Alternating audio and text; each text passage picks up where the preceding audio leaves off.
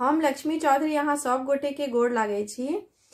आई हम एक पराती गाव जा रहल छी। एहि गीत में संग द रहल छथि माता जी। गीत नीक लागत तो गीत के अधिक से अधिक शेयर करब और लाइक कमेंट करब। धन्यवाद। जोनी करुणा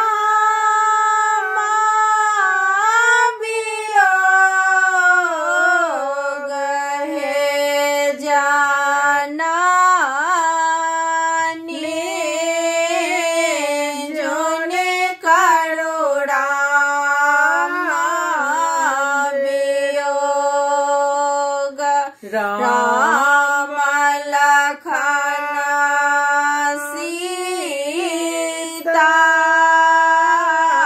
बन के सिधारल।